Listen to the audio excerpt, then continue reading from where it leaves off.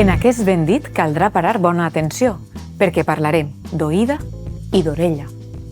Com sabem, l'orella és cadascun dels dos òrgans per a l'audició que tenim a banda i banda de la cara, mentre que l'oïda és el sentit pel qual percebem els sons. Ara bé, hi ha qui copiant del castellà anomena impròpiament oïda la part interior i no visible de l'orella i diu «em fa mal l'oïda», o fins i tot referint-se incorrectament als pavellons externs. Es va tapar les oïdes per no sentir-los. Cal aclarir que en la nostra llengua, com en moltes altres, i al contrari que en castellà, l'orella inclou també tots els elements interiors del cos, el timpà i els ossicles o ossets, que conformen l'orella mitjana, i els laberints ossi i membranós, l'orella interna. En anglès, francès o italià es practica la mateixa distinció. Per tant, només podem dir correctament «em fa mal l'orella» o, si cal, especificant «em fa mal dins l'orella» i «es va tapar les orelles per no sentir-los». Oïda designa sols el sentit de l'audició i així són correctes expressions com «té una oïda fina» o «té oïda per a la música i les llengües» o bé «tocava d'oïda». Com a norma pràctica, en general, podem fer el paral·lelisme orella, ull, oïda, vista.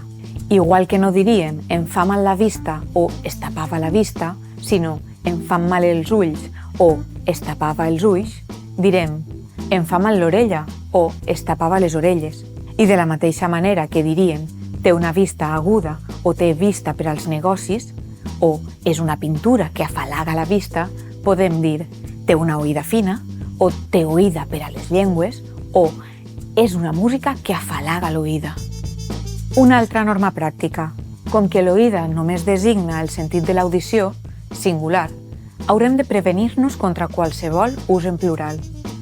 Oïdes, les oïdes, que generalment es referirà a l'oïda o bé a les orelles o fins i tot exigirà altres expressions. Vegem-ne les més habituals. Arribar a oïda o a orelles de.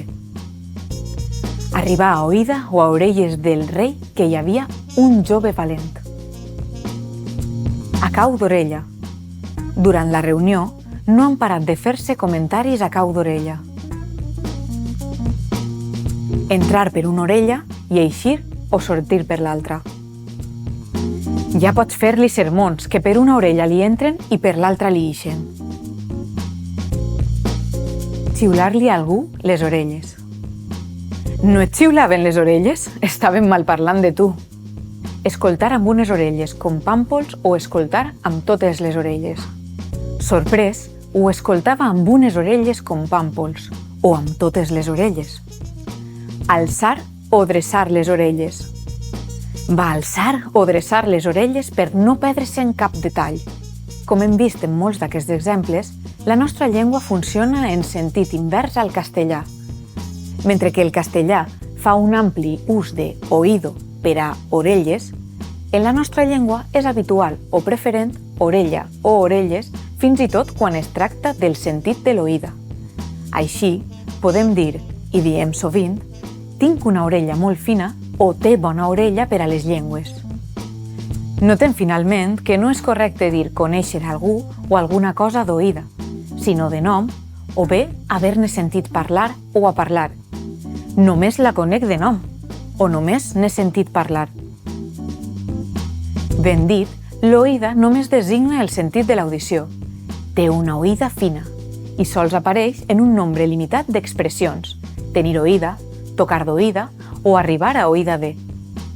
Els elements del cos que permeten l'audició i tota la resta d'usos i expressions es diuen amb orella o orelles.